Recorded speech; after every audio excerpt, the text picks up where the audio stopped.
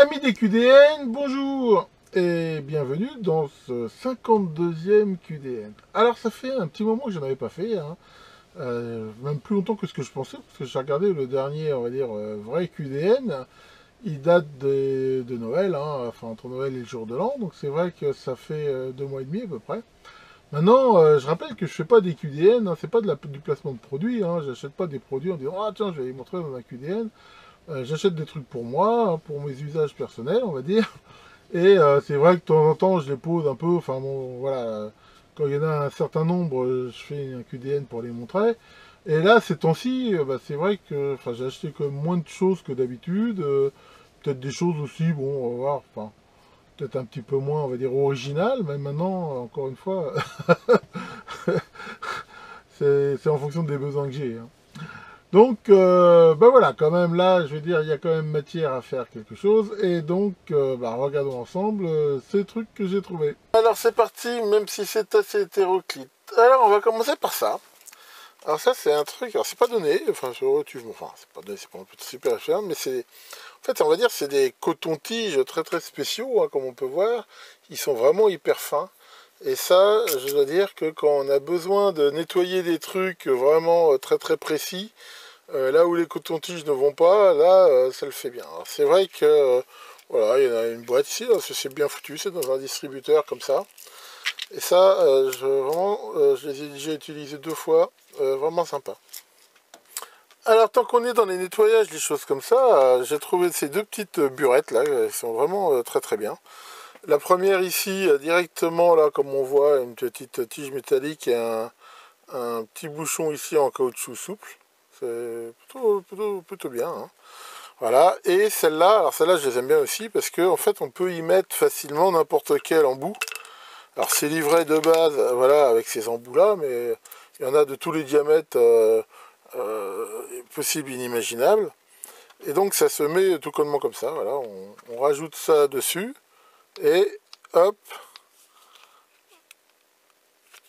et comme ça. Et éventuellement on peut mettre ça dessus si on a besoin.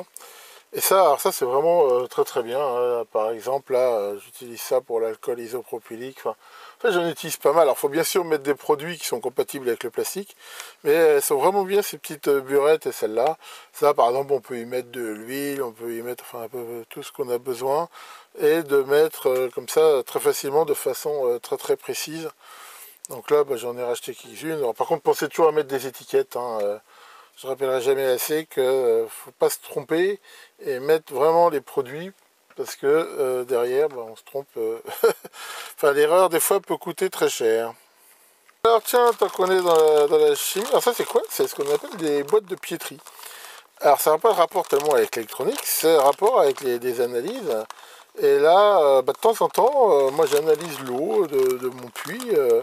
Je mesure le pH et tout. Et une des façons aussi de voir s'il n'y a pas de germes dedans, bah, c'est de prendre des boîtes de piétrie comme ça, de mettre de la gélatine, hein, tout bêtement, et de mettre des échantillons comme ça, et de mettre ça un peu en endroit tiède, hein, on va dire, puis d'attendre, et puis on voit ce qui se passe. Après, on peut regarder le microscope. Enfin voilà, si vous voulez plus d'infos sur les boîtes de piétrie, Internet est là pour vous. Alors c'est pareil, j'ai trouvé ces petites cuillères là, je crois que j'en avais déjà acheté dans le temps, mais j'ai dû les perdre. C'est vraiment, ça c'est pareil, c'est vraiment tout bête, hein. Ça se vend comme ça pour en 3 tailles, mais quand on fait justement des mélanges, des colorants, des machins, voilà, c'est d'un côté ici et là, pour mettre des poudres, des trucs, c'est vraiment pratique. Alors un petit peu d'outillage, j'ai trouvé ici ces petites clés là, elles sont très épaisses, hein, donc qui permettent de prendre éventuellement, quand il n'y a pas trop de place, les écrous par-dessus. C'est plutôt de la bonne camelote ça. Alors tant qu'on est dans la mécanique, je vous l'avais déjà montré, mais j'en ai racheté 3 pour en avoir un à chaque à chacun de mes ateliers. C'est vraiment super, parce qu'en gros c'est les vis que j'utilise vraiment le plus souvent. Et grâce à ces outils là, bah, voilà, on a tout en un, c'est assez pratique. Vous avez besoin de savoir si quelque chose est droit facilement. Alors ça c'est pas mal, c'est moins, ça prend moins de place qu'un niveau. Et en même temps, ça fait tous les axes en même temps. Donc voilà, ça permet de voir si quelque chose est droit. Là, on voit que ça ne l'est pas tout à fait. Et c'est vraiment un truc qui peut être bien utile pour positionner des choses. Alors toujours dans la mécanique, j'ai trouvé cette clé. Alors c'est le genre de truc, je l'ai plus acheté par curiosité qu'autre chose. C'est un petit peu, j'en ai plein déjà des clés un peu comme ça, un peu magiques, qui font un petit peu tous les diamètres grâce à ce système-là. Donc je vais être franc, je ne l'ai même pas encore ouvert. Je l'ai retrouvé, je ne me rappelais plus que j'avais acheté ça. Enfin ça fait tous les diamètres 6, 8, 10 et 7, 9, 11 ici. Donc je vous dirai ce que c'en est quand je l'aurai essayé. Alors ça c'est un truc qui est très marrant. C'est vendu comme des pailles. Des pailles pour boire. Donc c'est des pailles métalliques réutilisables.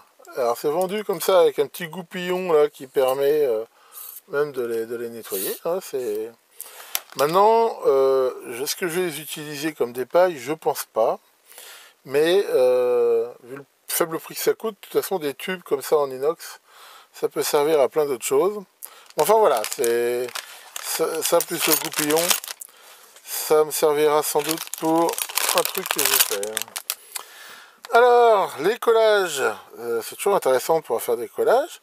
Et là, j'ai trouvé plusieurs choses. J'ai trouvé deux tubes de colle, enfin ici, enfin deux flacons de colle. Donc en fait, c'est de la colle cyano, hein, tout bêtement, qui marche très bien. Et je veux dire que, enfin, voilà, relativement économique, parce que ça, en gros volume, ça coûte plutôt cher. Et j'ai trouvé ça. Alors ça, par contre, c'est un décollant, justement. C'est quelque chose où si on a collé quelque chose par erreur à la cyano, hein, bah c'est une sorte de dissolvant pour ça. Alors j'ai aussi trouvé ce truc là. Alors ça c'est pas mal parce que c'est pareil, c'est relativement universel. Bah, c'est les systèmes pour ouvrir un petit peu toutes les sortes de cadenas d'accès dans les armoires de contrôle et tout ça. Alors j'en avais un que j'ai dû perdre parce que l'autre fois je l'ai cherché pendant des heures, je l'ai pas trouvé. Voilà, celui-là est assez complet, hein, il y a un petit peu tous les diamètres, toutes les sortes. Bon, c'est rare que je m'en serve, mais des fois, c'est utile. Alors, toujours dans la mécanique, je l'avais acheté pour réparer mon tour. Hein, comme je vous ai montré, je pensais en avoir besoin, en fait, j'en ai pas eu besoin. Mais c'est pas grave, parce que c'est quelque chose qui est de toute façon utile. C'est ce qu'on appelle un arrache-moyeu. Hein, c'est quelque chose qui va permettre facilement d'enlever des roulements, par exemple, ou des montages faits un petit peu à force, là. Et celui-là est pas mal, parce qu'en plus, enfin, j'en avais un qui était beaucoup trop grand. Donc ça, bon, je n'ai pas eu besoin pour le tour, mais de toute façon, je pense que c'est toujours utile d'avoir ça dans un atelier.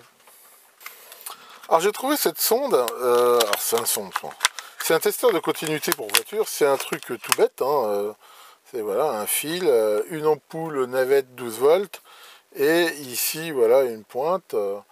Alors, bon, moi l'idée que j'ai, c'est de la réusiner éventuellement pour en faire quelque chose qui n'a rien à voir avec l'usage, hein. Mais c'est le côté en fait que c'est tout usiné en laiton, hein, vu le faible prix, je veux dire, enfin plutôt que d'acheter la matière et de me faire chier à usiner ça moi-même. Mais maintenant, ça peut bien sûr aussi servir de continuité. Alors par contre, il y a un truc qu'il faut se méfier un petit peu, c'est que ça jambe pas trop quelque part. Enfin, tout le corps n'est pas isolé ici. Alors eux, ils disent que pour utiliser ça, on met ça à la masse, et ça permet de trouver la présence du plus, par exemple. Alors le problème, c'est comme tout le corps est ici touché, à un moment donné, on a vite fait de faire des courts-circuits. Donc si on veut l'utiliser, je veux dire, en sonde comme ça, je pense que l'idéal serait de mettre une gaine thermo autour, par exemple, pour ne laisser active ici que le bout, de façon à éviter les catastrophes. Enfin voilà, sinon c'est vrai que c'est pareil, ça coûte quasiment que dalle. Pour faire des tests de continuité, c'est pas mal. Là, c'est pareil, des petites cosses comme ça. J'ai pris cette boîte parce que il y a les trois tailles, je veux dire, les plus couramment faites. Voilà, on peut les monter ou pas avec un isolant. Donc voilà. En fait, j'avais surtout besoin de la taille moyenne, mais je trouvais que la boîte était sympa. Toujours dans la mécanique, j'ai trouvé ces petits supports là. Voilà. Alors bon, ça peut servir à plein de choses, hein. Ça fait partie un peu des pièces qu'ils vendent pour pouvoir monter des imprimantes, des trucs comme ça. Mais là, j'ai pris avec le diamètre le plus petit parce que derrière, enfin déjà j'en ai déjà utilisé une. Ça se réusine bien. On peut les repercer, les tarauder, faire tout ce qu'on veut. Ça peut servir à pas mal de choses. Pareil, j'avais un montage à faire et j'avais déjà plus de ça. Hein. Pourtant, je vous en avais déjà montré. Et alors celle-là, c'est en sol plutôt de bonne qualité. Ici, alors, ça se vend comme des prises pour haut-parleurs, mais enfin voilà, c'est l'écartement standard de 19. On peut brancher ça sur des alimes, sur ce qu'on veut. Donc voilà, j'en ai refait 3, histoire de refaire le stock vu que j'en avais plus. Toujours dans la visserie, j'ai acheté ici ces petits écrous molletonnés là. Là c'est pareil, j'avais un truc à faire où j'avais besoin de pouvoir démonter ça facilement à la main. Donc là ça existe, je veux dire comme ça, hein, ou sous cette forme là. Donc voilà, j'en ai pris de différents diamètres. Je peinarde pour toute ma vie avec ça. Hop. Alors ça je vous l'avais aussi déjà montré, mais alors, je vous conseille vraiment, hein, j'en ai racheté parce que justement, j'en ai besoin d'autres. Ça sert vraiment à tout. Hein. À l'origine, c'était des clamps plutôt médicaux, mais enfin, je veux dire qu'on fait de la mécanique, de la soudure, des choses comme ça. Alors ça, je m'en sers énormément. Ça sert beaucoup plus fort que des pinces crocodiles et des choses comme ça.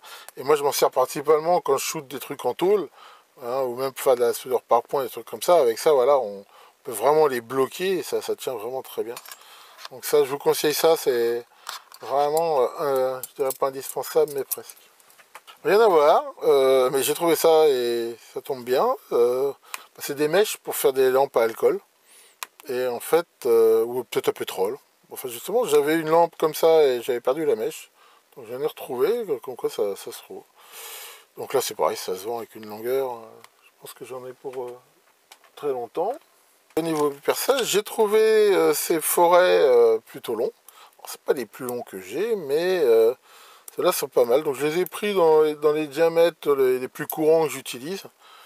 Et c'est vrai quand même des fois c'est bien pratique. Alors c'est bien pratique soit pour éventuellement faire des trous très longs, bien que c'est pas forcément l'usage principal que j'en ai, mais des fois c'est surtout pratique pour aller faire des trous à des endroits plutôt inaccessibles.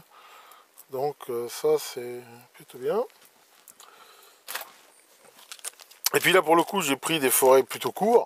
Là c'est des 2,5 hein, parce que c'est pareil, en courbe, le dernier que j'ai je l'ai cassé. Donc j'ai refait le stock. Je rappelle que c'est intéressant d'avoir des forêts courts, hein, voire même plus courts que ça.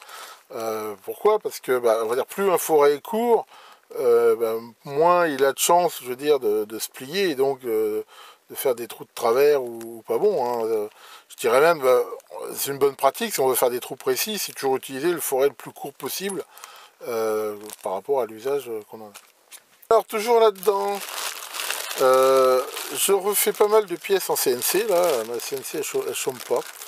Et c'est pareil, j'utilise beaucoup de fraises de 2 mm ici, et j'en avais plus tellement. C'est pareil, il faut dire que ça casse relativement facilement. Et en même temps, j'ai pris des fraises alors, de différentes sortes, sachant que j'en ai pris aussi qui sont vraiment faites spécialement, voilà, avec des gougures, enfin des tailles, on va dire, qui sont vraiment faites pour des matériaux comme, voilà, avec c'est quasiment des fraises une dent, un peu comme on appelle ça, hein, pour des matériaux plastiques ou de l'alu.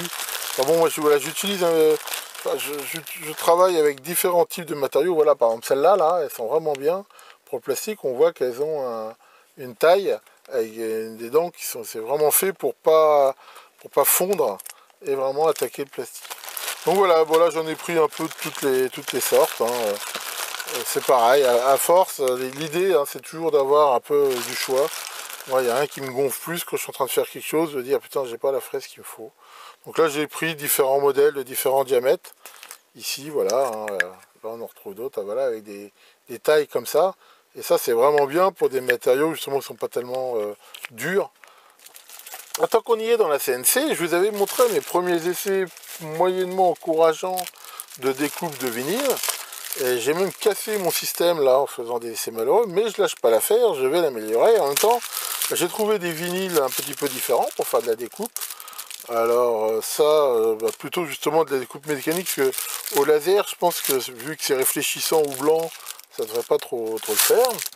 Et en même temps, j'ai racheté, vu que j'avais cassé l'adaptateur hein, ici, j'en ai racheté un, mais ce coup-ci, je vais mettre une sécurité dessus. Voilà, je rappelle que c'est le...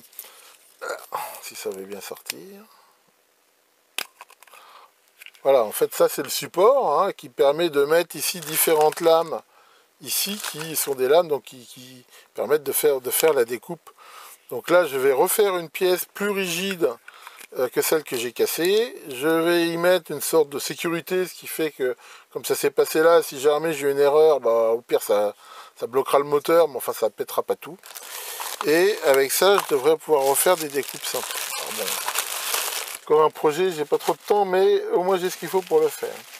Toujours dans la CNC, en fait, ce qui est très important quand on fait de l'usinage, hein, ce qu'on appelle le bridage, c'est-à-dire tenir les pièces au moment où on les usine. Et de plus en plus, en fait, j'utilise du scotch double face pour faire ça.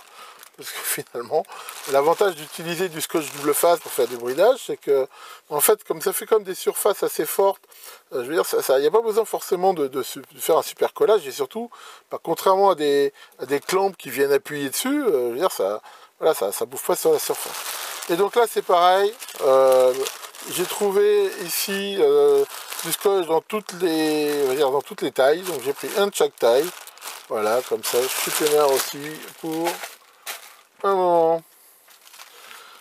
J'ai eu besoin aussi pour faire, alors là, ça n'a rien à voir, hein, c'était pour réparer un truc mécanique, et j'ai trouvé ce genre de câble, hein, c'est du câble d'acier, hein, très, très souple, hein, beaucoup plus souple que du câble de vélo. Puis j'ai vu, ils vendaient ça comme ça en grande longueur. Dans le temps, j'utilisais aussi du câble encore plus fin et sous gaine plastique qui était utilisé pour la pêche. J'en trouve plus maintenant. Alors ça existe sans doute encore, mais dans les magasins de pêche, là, j'ai été voir. Ce petit câble gainé, j'ai pas réussi à en retrouver. Enfin bon, celui-là il n'est pas gainé, mais enfin bon, voilà, ça marche très bien, c'est assez costaud. Parfait pour ce que j'avais à faire. Alors, j'ai eu besoin il n'y a pas longtemps de rebrancher des adaptateurs, des convertisseurs USB série sur mon PC, et j'en avais acheté tout un lot dans le temps, mais tout ce lot, il était fait avec des circuits où bien sûr le driver ne marche pas sur Windows 10. Donc fichier, j'ai essayé de faire marcher, mais manifestement, c'est compliqué, donc j'en ai retrouvé, et ici j'en ai repris, et ceux-là j'ai bien vérifié, ils fonctionnent sur Windows 10, donc je devrais plus être emmerdé. Ils sont même normalement reconnus automatiquement, il n'y a même pas rien installé, c'est plug and play. Dans l'électronique, c'est pareil, un composant que j'utilise beaucoup, j'en mets dans beaucoup de choses, c'est des protections, c'est les fameux TVS, hein, les Transient Voltage Suppressor, que je vous ai abondamment montré. C'est pareil, à force d'en mettre dans tous les montages, de temps en temps je suis obligé de refaire les stocks. Donc là j'ai trouvé des 6-8 volts, des 13 volts et des 15 volts, hein, ce qui correspond à ceux que j'utilise beaucoup. Et pour des montages où j'ai moins de place, j'en ai pris aussi quelques-uns ici en CMS. L'avantage c'est que là ça se met directement au coup du connecteur, donc voilà. Avec ça, je suis peinard aussi. Tant que j'y étais, j'ai trouvé aussi des petites LED CMS. Alors là c'est pareil, en fait j'en avais besoin de quelques-unes. Et puis, parce que je suis pas trop riche en LED CMS. Et puis bon voilà, de toute façon c'est toujours pareil. Je veux dire, pour le prix d'une, en France on a le sachet ici, avec là il y a un peu toutes les couleurs. Jaune, vert, blanc, bleu. Donc voilà, avec ça je suis peinard aussi. Alors, un composant que je n'aime pas trop, c'est le polyswitch. J'ai eu beaucoup d'emmerdes avec les polyswitch, donc je suis pas fan de ces trucs-là, mais pendant longtemps j'ai dû faire une électronique vraiment, on va dire, très petite, et j'avais vraiment pas la place de mettre autre chose, enfin un fusible, c'était même pas en rêve. Et donc j'ai trouvé ceux-là, là, ils sont donnés pour des 1 ampère. Bon, je les ai essayés, ils fonctionnent bien. Bon, ça reste des polyswitch. Ce que je reproche à ces trucs-là, c'est que dans le temps, ça marche bien la première fois, quoi. Ils sont censés, quand il y a eu un surcourant, revenir après à leur état initial, et en fait, c'est pas toujours vrai, quoi. Enfin bon, au moins j'aurai au moins une protection, c'est mieux que rien du tout. J'ai trouvé ces supports, c'est pas souvent qu'on en trouve, hein. C'est pas très gênant, mais d'habitude quand j'utilise des boîtiers, c'est essentiellement des photocoupleurs qui ont ce genre de boîtier. Bon alors d'habitude je prenais les supports, je les coupais, c'est pas la mort, mais enfin là j'en ai trouvé des clean 4 broches. Donc j'en ai pris aussi un petit stock. Trouvé aussi, pareil j'avais un problème de place, ces petites selfs là de 470 micro Henry, alors c'est du CMS. Ils sont pas très grosses, et ça, c'est pareil là, seulement je fais quelques montages où j'ai pas trop de place, donc j'ai besoin de ça. Alors ensuite, j'ai trouvé ces résistances de 0,1 ohm, hein, pour faire des shunts, hein, de mesure, donc voilà, des 5 watts, céramique. J'ai trouvé aussi de la résistance fusible, hein, comme je vous ai montré, quand je répare des lamplettes, des trucs comme ça, c'est souvent ça qui crame, et à force j'en ai plus, donc là j'en ai retrouvé des des 10 ohms, hein, donc des fameuses résistances fusibles. Alors ça c'est pas pour moi, c'est pour quelqu'un, petit jeune que je connais qui veut se lancer dans l'électronique. Enfin ils sont deux même, donc je leur ai pris 2 kits comme ça. Bon, je rappelle que ces petits kits de toutes les valeurs de résistance soi-disant 1% chinoises, c'est pas, hein, comme je l'ai montré, elles sont pas réellement 1%, c'est pas la méga qualité. D'un autre côté, pour 99,9% des montages que va faire un amateur, ça va le faire tout à fait, quoi. Donc je ne mettrai pas ça dans des montages de compétition. Maintenant, pour faire du bricolage, ça va très bien. Et le rapport qualité-prix est génial. Sur des composants, j'ai acheté des AH3503. Alors ça c'est quoi? C'est des capteurs à effet Hall mais linéaires. Je vous ai déjà montré des capteurs à effet Hall, on va dire des switches, hein, qui passaient un certain niveau de champ magnétique, bon une sortie 0,1. Ici linéaire, et je vous montrerai pourquoi dans une autre vidéo. Et pour finir ce QDN, je vais vous montrer une connerie que j'ai faite. Alors, enfin une connerie. Encore une fois, j'ai acheté un truc un peu vite sans trop regarder. Alors j'ai acheté un truc pour faire des trous carrés. Ces outils-là, voilà, je vous en montre un. C'est des outils qui sont faits ici. Voilà, d'ailleurs on voit, je l'ai essayé, mais moi j'arrive pas à le faire marcher. C'est fait pour faire des tenons mortaises, en fait, hein, des découpes carrées dans du bois. Et j'ai vu une vidéo, ça a l'air de marcher. Alors le seul truc, pourquoi c'est une connerie, c'est parce que ça ne marche, en fait, on peut pas mettre ça sur une perceuse normale. Parce qu'il faut un truc qui tient cette partie-là et va appuyer assez fortement pendant qu'il y a un axe ici qui tourne et qui va faire la découpe. Donc je n'ai pas l'appareil qui va bien pour faire ça. Et je pourrais sans doute m'en fabriquer un, je sais pas, enfin bon, pour le faible usage, moi j'ai cru que c'était utilisable sur une perceuse, mais c'est vrai que j'ai pas trop réfléchi sur ce coup-là. Donc je me retrouve, alors j'en ai acheté 2 en plus, parce que j'avais acheté 2 diamètres. Donc je me retrouve avec ça sur les bras. Donc s'il y a quelqu'un en Vendée, dans la région des Sables d'Olonne, qui est intéressé pour avoir ça, peut l'utiliser, et qui veut m'échanger ça contre n'importe quoi, ou éventuellement, enfin je lui revendrai bien sûr moins cher que le prix que ça coûte, mais voilà, parce que ça malheureusement, voilà, j'ai un 16 mm et un 10 mm. Voilà, malheureusement, tel que c'est là, je peux absolument rien en faire, et c'est bien dommage. Voilà pour cette petite présentation. Et tiens, Maurice, alors Maurice, ça t'a plu ce QDN? Qu'est-ce que tu veux? Qu'est-ce qui t'arrive? Qu'est-ce que tu veux? Tu veux que je t'achète un Schtroumpf? Comment ça, une Schtroumpfette? Et pourquoi tu veux que je t'achète une Schtroumpfette? Parce que c'est les filles les plus geeks. Eh ben pourquoi? Parce qu'elle a la Bluetooth. De pire en pire. Bon, enfin. C'est peut-être une sorte de manque, le printemps qu'il travaille. Que le grand cric ne vous croque pas, et à la prochaine sur ma chaîne.